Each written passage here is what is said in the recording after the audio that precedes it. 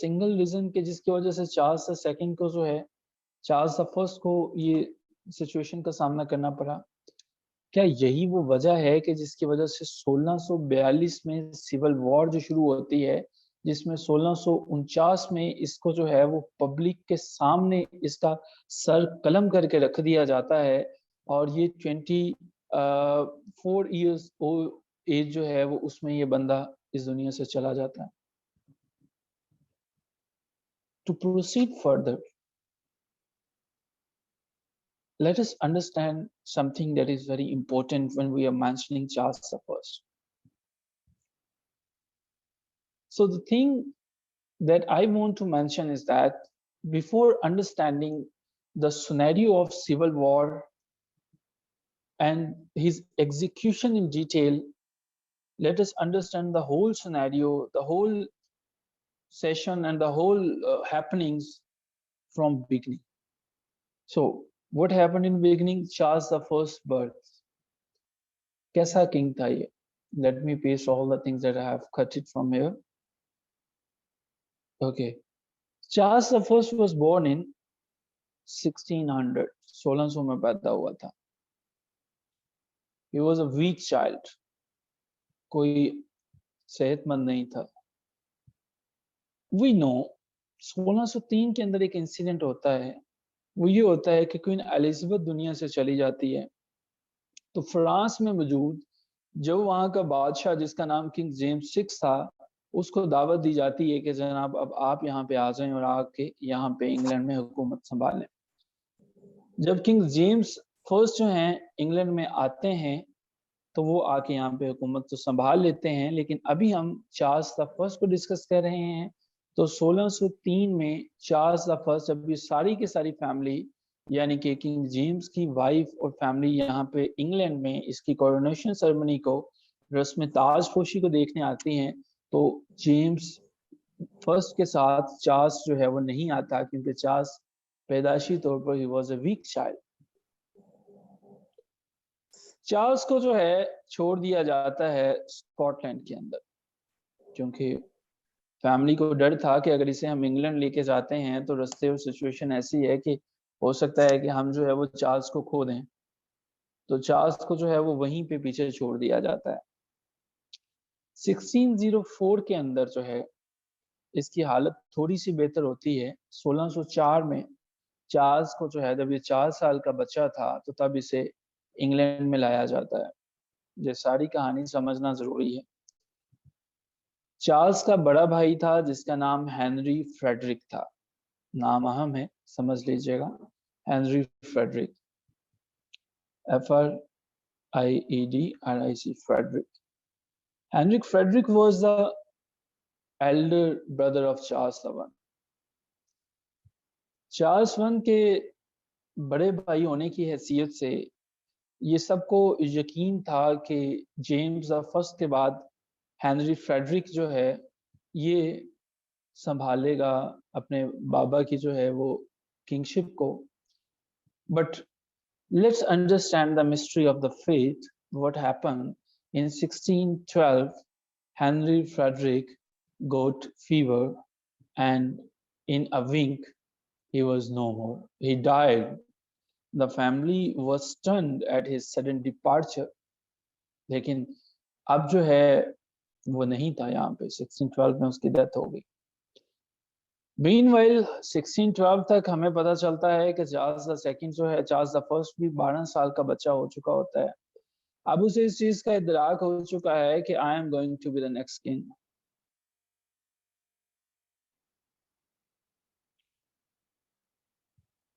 अब जब यहाँ पे नेक्स्ट किंग बनने जा रहा है तो Charles the king was not a physically fit person.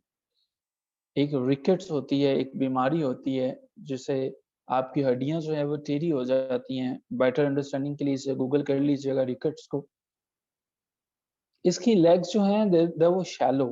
He was not a very tall king. बहुत physically fit king नहीं था. Even his height was merely 5 feet and 4 inches. You know, the shortest king in the history of English. And इसका तो नाम भी Guinness words के जो है वो रिकॉर्ड के अंदर है कि शॉर्टेस्ट किंग था चार्ल्स द फर्स्ट जो है. इसके अलावा चार्ल्स द फर्स्ट जो है एक शाय किंग था, शाय था, साइलेंट ज्यादा रहा करता था। जैसा मैंने पहले मेंशन किया कि वो रिजर्व्ड रहता होता था, but he was lovely, lovely in the sense कि वो मुख्तसिर था मगर कमाल था। सो ये कुछ बेसिक सी हिस्ट्री है। आगे चलते हैं। किंग जेम्स ने किंग जेम्स जो है वो एक बहुत शातिर, समझदार, यानी कि जो इसका बाप था, बहुत चालाक आदमी था। When he saw कि his eldest son Henry Frederick is no more और चार्ल्स द वन पे ही जो है वो बादशाहत का बोझ आएगा, तो उसने एक छोटी सी अक्लमंदाना हरकत करने का सोचा। स्पेन के साथ हालात बड़े खराब रहा करते थे, इंग्लैंड के झड़पें होती रहती थी। इसने ये सोचा कि स्पेन की जो प्रिंसेस है उसके साथ अपने बेटे की जो है वो मैं शादी कर देता हूँ।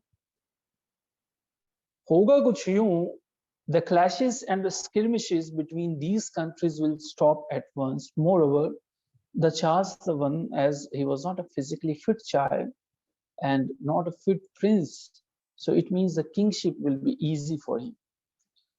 So चार्ल्स द फर्स्ट के मुतालिक प्लान तो अच्छा था, तो चनाचे मामले को पार्लियामेंट के अंदर जो है वो रखा गया। पार्लियामेंट का डिसीजन लेना जरूरी था क्योंकि स्पेन जो है वो कोई प्रोटेस्टेंट नहीं था, वहां पे कैथलिक्स की अक्सरियत थी और प्रिंसेस जिससे शादी करनी थी वो भी कैथलिक थे। अब पार्लियामेंट के सामने जब मामला आया, पार्लियामेंट ने ये देखा कि the king is planning to bring a Catholic, तो उन्होंने ये सोचा कि कैथलिक आ जाएगा तो इट मीन्स कि आने वाली सारी की सारी जो नस्ल है, यानी कि जो हमारे किंग्स और क्वींस हैं, वो तो सारे के सारे जो है वो कैथलिक्स होंगे। तो ये तो हमारे जो एंग्लिकन चर्च के बानी जो थे, हेनरी एट हैं, उनकी रवायात के खिलाफ हो जाएगी बात। So they declined, they said no, you are not allowed to do this. देखें, इससे पहले हिस्ट्री में क्वीन एलिजाबेथ की एक बहन हुआ करती थी जिसे हम मैरी, जिसका नाम तो मैरी था, लेकिन उसने इतने ज्यादा प्रोटेस्टेंट्स को किल किया था, इतने ज्यादा प्रोटेस्टेंट को मरवाया था कि उसको जो है ब्लडी मैरी के नाम से जाना जाता है। सो पार्लियामेंट ने इसका रेफरेंस दिया कि we do not want any bloody Mary anymore. खैर, चार्ल्स द फर्स्ट जो है, चार्ल्स द फर्स्ट शायद अपने अब्बा जान के बाद से काफी मुत्तफिक हो चुका था। सो ही प्लान के कोई माने ना माने, चार्ल्स तो मानेगा। सो इसने सोचा कि हम खुद ही जो है वो जाते हैं फ्रांस, सॉरी स्पेन जाते हैं और जाके जो है वो प्रिंसेस का हाथ मांग लाते हैं। चनाचे उन्होंने ये डिसीजन किया और उसके बाद स्पेन चले गए। अब स्पेन जाने के बाद उन्होंने अपने एक दोस्त को साथ ले लिया। इनका दोस्त क्या था, बल्कि किंग जेम्स का एक बड़ा खास दस्ते बाजू कह लीजिए, दोस्त कह लीजिए, वजीर कह लीजिए, ड्यूक ऑफ बकिंगम जो है वो साथ था, BUKHINGM।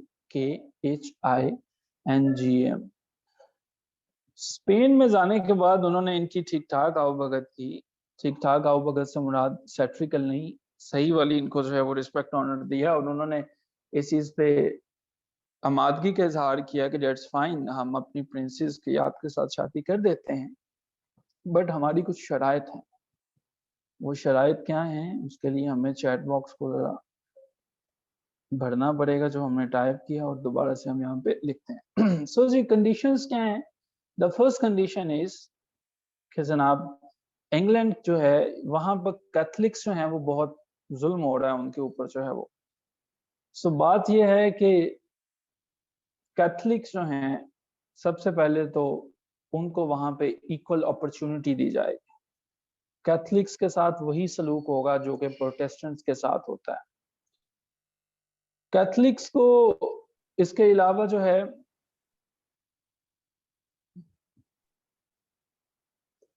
कैथलिक्स के साथ वही सलूक होगा। और दूसरी बात यह है कि चार्ल्स द फर्स्ट जो है ये भी कैथलिक हो जाए।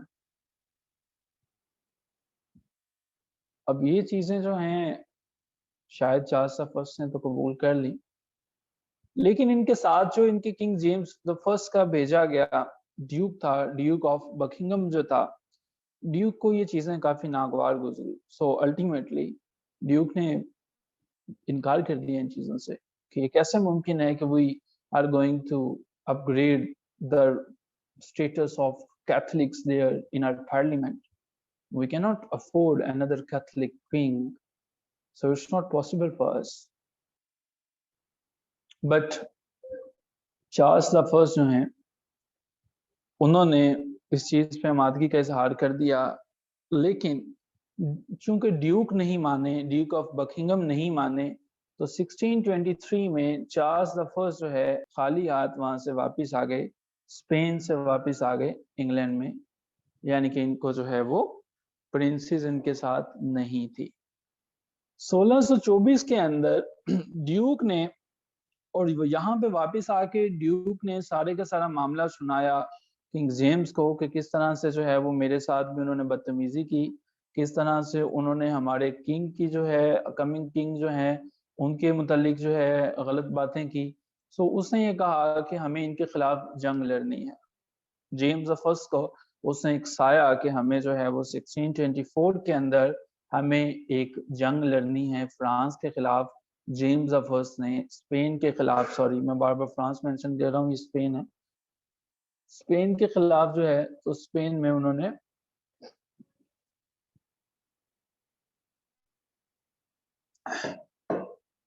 तो स्पेन के खिलाफ जो है वो 1624 में जंग का आगाज हुआ। 1625 में जेम्स वन खुद चले गए इस दुनिया से। अब जब जेम्स वन जो है वो चले गए, पार्लियामेंट जो है, ये छोटी मोटी जंगें फिर चलती रही, उसके बाद जो है चार्ल्स द फर्स्ट जो है, इनको शायद कैथलिक से काफी ज्यादा मोहब्बत ही हो चुकी थी।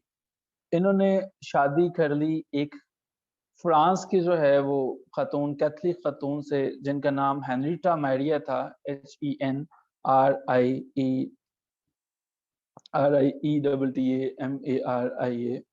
फ्रांस से थे ये। अब कैथलिक के साथ शादी करना पार्लियामेंट को बिल्कुल भी अच्छा नहीं लगा। आपने एक बात देखी होगी कि whatever parliament is saying, Charles I is not giving any attention to. This was a major reason. It was one of the major reasons, because the first king James I and the second king Charles I, they were having this view: we are born king, so it is our divine right to rule on these people. Whatever we are saying, वही हरफ आखिर है, वही होने जा रहा है। सो जून 1625 में हम देखते हैं कि ये वॉर जो है, जो कि वॉर शुरू हुई थी फ्रांस के साथ, जो है वो खत्म हो जाती है और ये फेल्ड होते हैं, ये हार जाता है इंग्लैंड इसमें। अब जंग में हारने के बाद चार्ल्स फर्स्ट जो है वो पार्लियामेंट को बुलाता है, उन्हें बताता है कि आई नीड सम मनी, हमें कुछ जो है वो रकम की जरूरत है, बिकॉज मैं जो है वो स्पेन के साथ जो है वो जंग लड़ना चाहता हूँ। दिसंबर 25 के अंदर, 1625 के अंदर जो है, इसने पैसों को इकट्ठा करने के लिए क्या किया, टैक्सेस लागू कर दिए, क्योंकि इन्हें जंग के अंदर जो है वो लड़ना था। इंग्लैंड में इससे पहले कभी इतने टैक्सेस नहीं लगा करते थे, इंग्लैंड के लोगों के लिए एक नई चीज थी। पार्लियामेंट ने इसकी भी मुखालफत कर दी, टैक्सेस की भी मुखालफत कर ली। तो अगर आज भी in Pakistan, even we are living in the third world country, Pakistan is not a developed nation, we are in developing mode. Even in Pakistan, if you guys are saying that the taxes are too much and the opposition is supporting you, so it means the opposition will be your hero. If we go back to the past for some seconds, तो हमें याद होगा कि हमारे एक मोहतरम leader हुआ करते थे, वो कहा करते थे कि जब मुल्क के अंदर महंगाई हो जाए तो सबसे बड़ा वजीर आजम चोर होता है। तो फिर बाद में हमने देखा कि जब उन्होंने ये स्टेटमेंट बताई तो हमारी सिंपैथीज उनके साथ थी। बाद में हमें आगे किसी और ने बताया कि टैक्सेस लगाने वाला कुछ और होता है। तो आई जस्ट वांट टू से कि जो मैसेज होते हैं, जो पब्लिक होते हैं, उसकी सेंटीमेंट्स अगेंस्ट टैक्सेस होती है।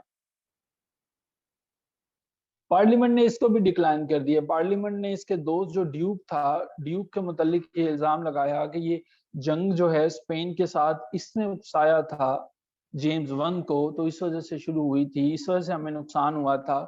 सो इसकी इम्पीचमेंट की जाए, इसको सजा दी जाए, इसका मुआवजा किया जाए।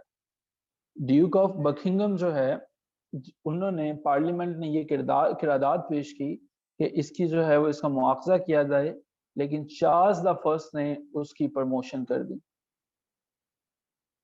क्योंकि जो भी पार्लियामेंट ने कहना था इसने उसको उल्टी करना था। उसने इसको 1600 इसको प्रमोट किया, और इसको प्रमोट करके उसने क्या बना दिया, चांसलर बना दिया यूनिवर्सिटी ऑफ कैम्ब्रिज का। सो कैम्ब्रिज का जरा फॉन्ट को मैं थोड़ा सा छोटा कर लूं, कैम्ब्रिज का जो है वो इसको चांसलर बना दिया। लेकिन 1628 के अंदर हम ये देखते हैं कि ड्यूक ऑफ बकिंगम जो है उसको असैसिनेट कर दिया जाता है, उसको कत्ल कर दिया जाता है। यहाँ से आपको आसानी से समझ में आ रहा है कि वो सिचुएशंस क्या रही थी कि जिसकी वजह से ये सारी की सारी सूरत हाल का सामना करना पड़ा। अल्टीमेटली 1625 से लेके 1649 तक का जो टेन्योर था, उसमें हमारे पास 1642 के अंदर जो है वो एक सिविल वॉर शुरू हो जाती है। सिविल वॉर जो है वो किस तरह से शुरू हो जाती है, सिविल वॉर को समझते हैं। सिविल वॉर जो है वो शुरू जो होती है वो होती है जनाब 1642 में, और वो जो चलती है वो चलती है कहाँ तक, 1651 तक। इस सिविल वॉर के अंदर कौन कौन शामिल था?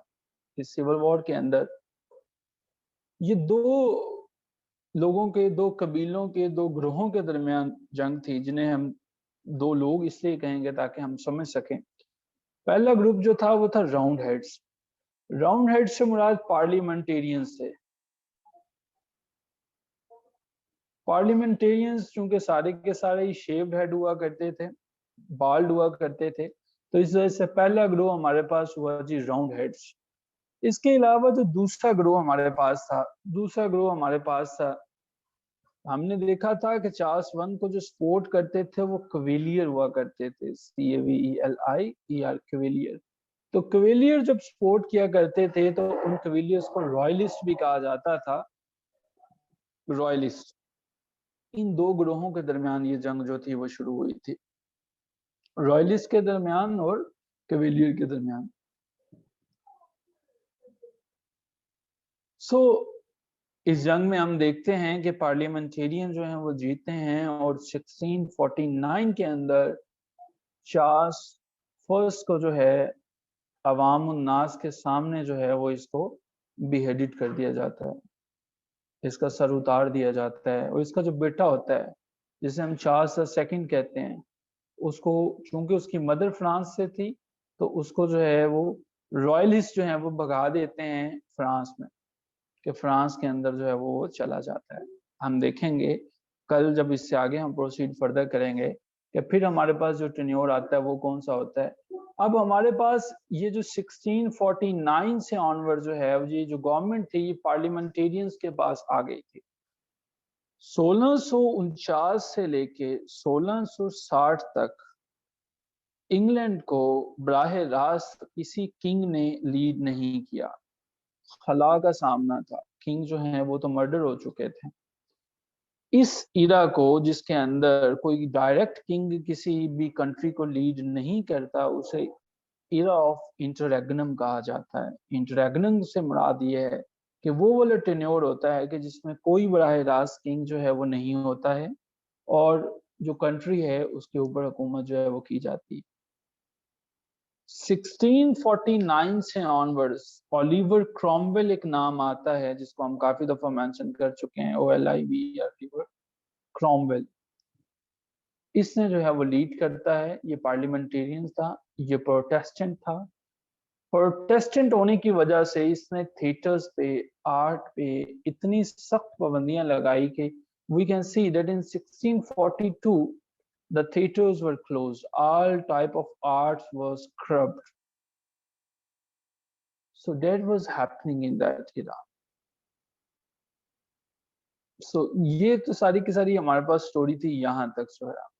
So in case you have any question you can raise your question, otherwise हम जो है वो अपनी जो पैरेलल दूसरा सेक्शन हमारा है जिसमें हम लिटरेचर को इस एज के को समझते हैं, हम उस पर प्रोसीड फर्दर करेंगे। So the house is open for the question, कि अगर यहाँ तक किसी का कोई क्वेश्चन है तो वो अपने क्वेश्चन को पूछ सकता है। The most important thing that we were discussing, Hafiz साहब आपने कुछ पूछा था आगाज में, तो हमने कुछ आंसर किया। हाफिज Ziaur Rahman sahab is there.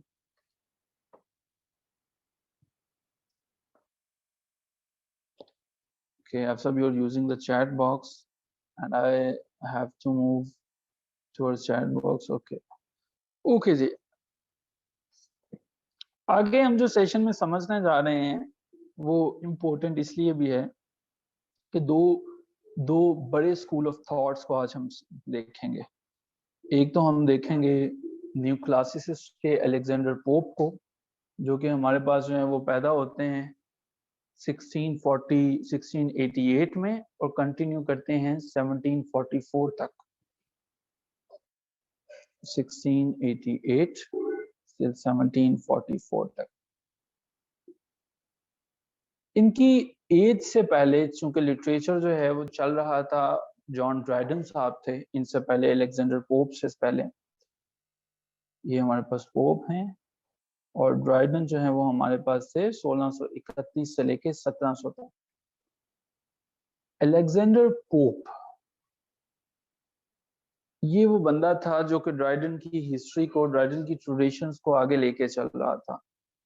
The most important critic in the history of English literature.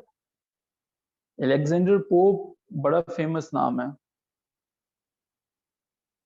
Alexander pope के फेमस होने की वजह जो है वो एक हमारे पास ये भी है कि अलेक्जेंडर पोप ने एक शोर-ए-फाक बुक लिखी that is known as The Rape of the Lock. Alexander Pope's that book is included in the syllabus of every university, और इसके अलावा इसने एक इम्पोर्टेंट काम ये भी किया था, एन ऐसे ऑन क्रिटिसिज्म लिखा। हमारे एक स्टूडेंट से इंटरव्यू में ये क्वेश्चन पूछा गया, इम्पोर्टेंट क्वेश्चन है, एन ऐसे ऑन क्रिटिसिज्म जो है इससे क्या मुराद है? जबकि ड्राइडन ने जो लिखा था, ड्राइडन ने लिखा था an essay of dramatic poesy. So the question ये था कमीशन की तरफ से कि ऑफ क्यों इसमें इस्तेमाल हुआ है और ऑन इसमें क्यों इस्तेमाल हुआ है, ये क्या डिफरेंसेस जो हैं वो क्रिएट करता है। That was the important question in 2020 जो हमारा लास्ट टाइम हुआ था, ये उसमें पूछा गया था। सो क्योंकि दोनों की ट्रेडिशंस एक हैं, ऐसे ऑफ ड्रामेटिक पोजी जॉन ड्राइडन ने लिखा हुआ है, द ऐसे ऑफ क्रिटिसिज्म अलेक्जेंडर पोप ने लिखा है। The difference between these two culmination and the masterpiece is on criticism का मतलब है कि ये कमेंट्री कर रहा है। क्रिटिसिज्म किस तरह से आप करेंगे ये ऑन बता रहा है कि आपने एक क्रिटिक के लिए क्या चीजें होना जरूरी हैं। क्रिटिक जो है आज के सेशन अगर ये ढंग से चीजें समझ में आ गई तो आपको रोमांटिसिज्म समझ में आ जाएगी। That is the next age, that is the most important age. अगर ये चीजें ढंग से समझ ना आई तो फिर आपके लिए मुश्किल हो जाएगा अगली एज को समझना। यही वजह है कि हमारे पास, मैं आज ऑब्जर्व कर रहा हूँ, शायद संडे की वजह से पार्टिसिपेंट कम है रिलेटिवली, लेकिन मेरी शुरू से ये आदत रही है, अच्छी रही है या बुरी रही है, कि इवन अगर हमारे पास एक भी स्टूडेंट होगा तो मैं ये समझता हूँ कि प्यासे को चश्मे के पास जाना चाहिए। जो स्टूडेंट आए हैं हमें उनकी वजह से उनका नुकसान नहीं करना चाहिए जो नहीं आए हैं। तो मैं हमेशा अपने काम को मुकम्मल करवाता होता हूँ, it's my habit. So session important था, मैंने मेंशन कर दिया, बट जो नहीं समझ सका अल्लाह ताला उनके ईमान में और उनके नॉलेज में इजाफा फरमाए। यकीनन वो खुद जो है वो इन चीज़ों को फिर बाद में देख लेंगे। सो क्रिटिसिज्म मीन कि इसमें अलेक्जेंडर पोप ने ये बताया कि what are the specialities of a critic. इसको आगे चल के तफसीलन देखेंगे। ऐसे अब ड्रामेटिक पोजी में हम देखते हैं कि जॉन ड्राइडन ने ये बताया कि किस तरह से आप जो है वो पोइट्री को इस्तेमाल करते हैं। पोइट्री क्या है, एक में उसने कमेंट किया, एक में उसने एक्सप्लेन किया, ठीक है। एक में उसने ये बताया कि आपका क्रिटिक को इस तरह से, क्रिटिक और पोइट्री के अंदर ये रिलेशन है, और एक में उसने पोइट्री को एक्सप्लेन कर दिया। So Alexander Pope is making comment on poetry whereas John Dryden is explaining the poetry. ये तो हो गई दो ऐसे जायंट्स के दरमियान डिफरेंस जो कि एक ही ट्रेडिशन से ताल्लुक रखते हैं, स्कूल ऑफ न्यू क्लासिसिज्म से। न्यू क्लासिकल थॉट क्या है? New classical school of thought है क्या? एक लाइन में अगर हम इसे समझ लें, new classical school of thought ये है कि क्लासिकल्स की सारी ट्रेडिशंस को बहाल कर। अब ये क्लासिकल से मुराद क्या है? अरिस्टोटल की बात कर लें, होमर की बात कर लें, वर्जिल की बात कर लें, सिसेरियो की बात कर लें, प्लेटो की बात कर लें। सो इन लोगों के जब ट्रेडिशंस को रिवाइव करने का नाम है, वो ये लोग चाहते थे कि वो हो। इससे पहले अलेक्जेंडर पोप की जो एज थी वो 18th सेंचुरी थी, क्योंकि 1744 है, 18th सेंचुरी। जॉन ड्राइडन की जो एज थी वो 17th सेंचुरी थी, और फिलिप सिडनी साहब जो हैं, फिर सिडनी की जो एज थी वो 16th सेंचुरी थी। इस ट्रेडिशन को हम कुछ इस तरह से समझते हैं न्यू क्लासिसिस्ट को कि बेन जॉनसन हमारे पास सबसे पहले आता है, बेन जॉनसन आता है और इसके साथ जो है वो सिडनी आते हैं। सो ये जो सिडनी और बेन जॉनसन है, ये हमारे पास जो है वो 16th सेंचुरी से, जो कि न्यू क्लासिसिस्ट के जो है वो बानी है। इसमें हमारे पास 17th सेंचुरी में आते हैं ड्राइडन, जॉन ड्राइडन। ड्राइडन का ताल्लुक किससे है जी? 17th सेंचुरी से। 18th सेंचुरी में हमारे पास आते हैं अलेक्जेंडर पोप। अलेक्जेंडर पोप का ताल्लुक किससे है जी? 18th सेंचुरी से। इस तरह से एक ट्रेडिशन चलती है। इसके बाद हमारे पास कौन आते हैं? डॉक्टर सैमुअल जॉनसन आते हैं। तो ये एक स्कूल ऑफ थॉट है। ये लोग एक ही तरह से काम कर रहे हैं, एक ही तरीके से ये जो हम आगे बढ़ रहे हैं। ये कहना क्या चाहते थे ये लोग? आज हम अलेक्जेंडर पोप को डिस्कस कर रहे हैं। पोप ने ऐसा कौन सा कारनामा सर अंजाम दे दिया कि इसको हम डिस्कस कर रहे हैं? सिर्फ रेप ऑफ द लॉक लिखना ही तो कमाल नहीं है कि रेप ऑफ द लॉक एक पोएम लिखी और इसकी वजह से वो शोहरत पे पहुंच गया, बुलंदियों पे पहुंच गया। इस चीज को समझना पड़ेगा, और इस चीज को समझने के लिए हमें ये समझना पड़ेगा कि पोप जो है और तमाम न्यू क्लासिसिस्ट जो हैं वो they were focusing on two important things. In first, they are invoking authorities. ये जो है वो इन्वोक करते हैं अथॉरिटीज को। अथॉरिटीज से क्या मुराद है? अथॉरिटीज से मुराद अरिस्टोटल है, हॉरेस है, रोमन है। ये सारे के सारे वो लोग हैं जो कि ग्रीको रोमन थे। ये कहते हैं कि उनके बगैर आप नहीं लिख सकते हैं। उनके जितने भी रूल्स एंड रेगुलेशंस हैं उन्हें अप्लाई करेंगे तो आप लिखेंगे। देखिए जी, जूम की तरफ से मैसेज मिल गया कि we have less than 1 minute, तो I just want to take rest for the remaining seconds. Session को दोबारा शुरू करते हैं तो ज्वाइन करते हैं।